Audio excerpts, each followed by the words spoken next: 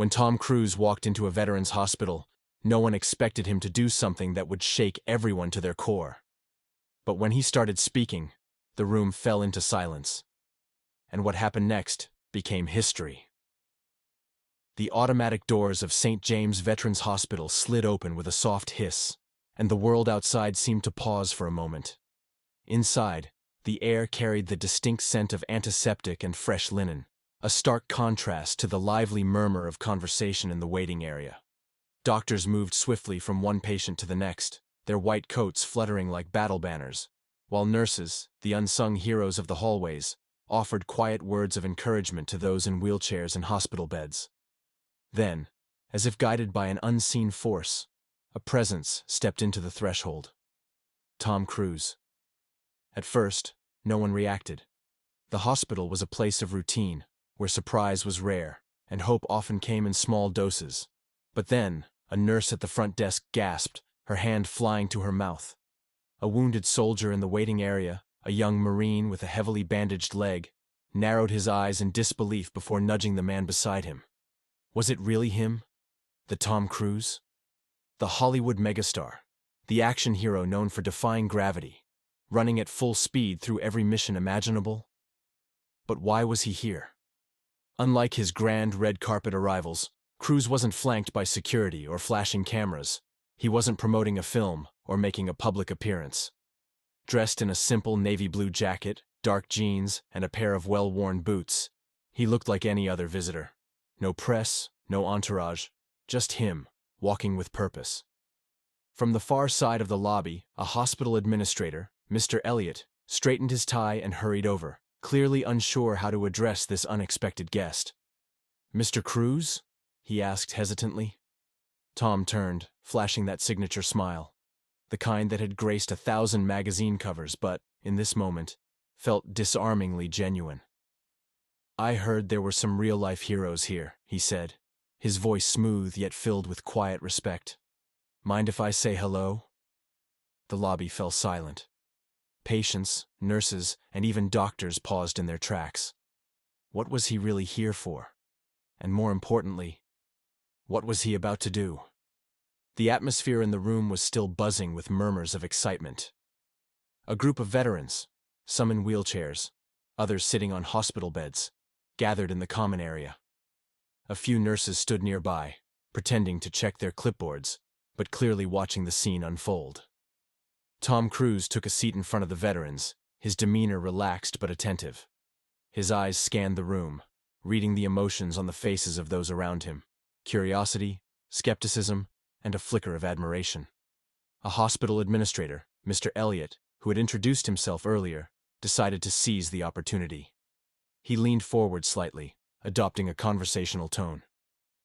"So, Mr. Cruise," Elliot began, a friendly smile on his lips, "I have to ask, is it true you do all your own stunts?"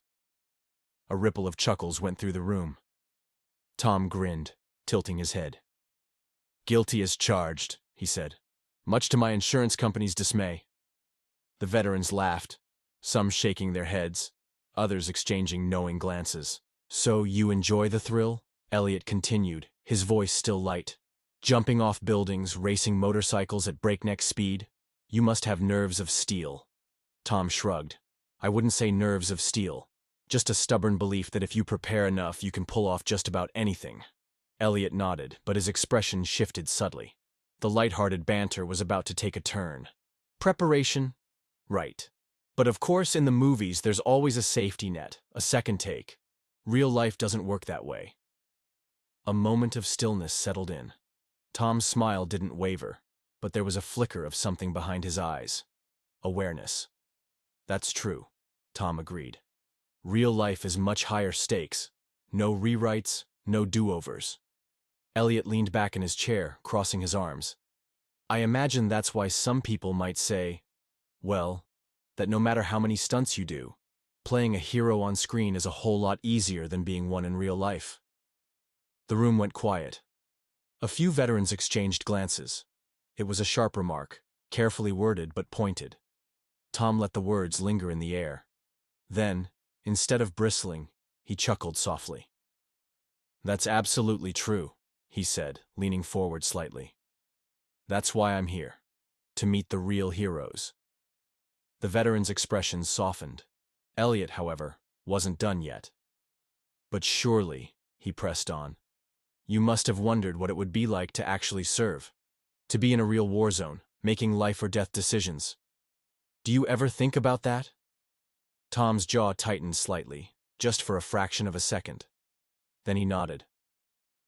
I think about it every time I meet a veteran, he said. Every time I shake hands with someone who's seen more in a year than I will in a lifetime. There was something raw in his voice. Something real. The room once again fell silent. But this time, it was a different kind of silence. One filled with respect. But Elliot wasn't finished yet. He still had one more challenge up his sleeve. A heavy silence settled over the room. The weight of the last question still lingered in the air. Have you ever wondered, Elliot repeated, leaning forward slightly, what it would be like if you were actually in the military?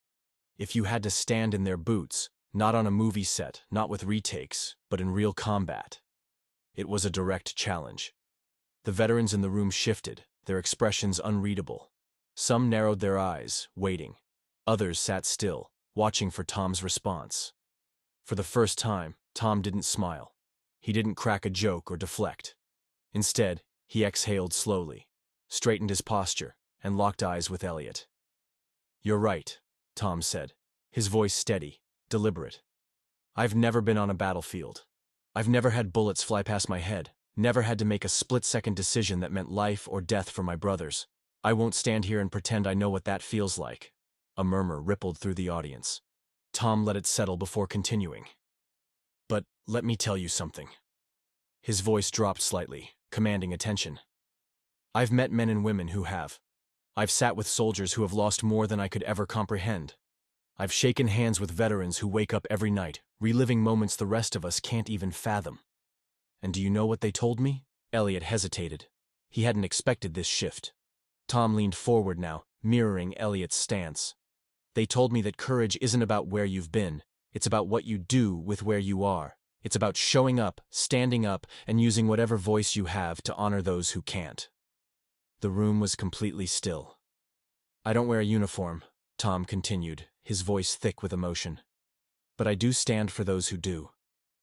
And if that means using my platform to make sure their stories are heard, if that means showing the world the price they pay, the sacrifices they make, then that is exactly what I will do. Because if you think being a soldier is only about holding a gun, then you don't understand what true service means. A beat passed. Then another. Elliot blinked, clearly caught off guard. For the first time, he didn't have a quick comeback. The shift had happened, the power had changed hands. And then, applause. First, it was one of the older veterans, his hands clapping slowly, deliberately, then another, and another, until the entire room was filled with thunderous applause, some standing, some nodding in approval. Tom didn't bask in the moment. He simply glanced around, his eyes meeting those of the veterans in the room, men and women who had actually lived the battles he spoke of. And in their eyes, he saw something rare. Not just respect, but acceptance. Elliot cleared his throat, shifting awkwardly in his seat. The antagonist had been humbled, and everyone knew it. Tom leaned back, finally allowing himself a small, knowing smile. So, tell me, Elliot, he said, his voice now lighter but still carrying weight. What do you stand for? Elliot opened his mouth, but no words came out. The audience erupted again, this time with a standing ovation. Tom Cruise had won, not just the argument, but the room. As the applause thundered through the hall, the energy had shifted entirely. The weight of Tom's words still hung in the air, undeniable and powerful. Elliot, for the first time, looked unsettled. He shifted in his chair, glancing briefly at his notes, as if searching for a way to regain control. But the moment had already slipped from his grasp. There was nothing left to say. Tom took a deep breath, letting the applause settle before speaking again. At the end of the day, this isn't about me. It's about them, the ones who've sacrificed, the ones who still fight battles even after coming home. If my voice can help amplify theirs, then I'll keep speaking. No script, no cameras, just the truth. A murmur of approval rippled through the veterans in the audience. Elliot forced a stiff smile, quickly wrapping up the interview. As Tom stood to leave, a decorated veteran in the front row nodded at him, eyes filled with unspoken gratitude. Tom didn't need to win an argument. He had already won something far greater: respect. As Tom's words spread across the media, social media erupted with reactions. Thousands of tweets, videos, and posts kept the moment alive. What Tom Cruise said wasn't just a statement, it became a movement. One tweet read, "News outlets and viral videos repeatedly highlighted his bold response." Elliot's reputation took a hit, while Tom's soared. He was no longer just an actor, but a symbol of truth and strength. People began to see him in a new light,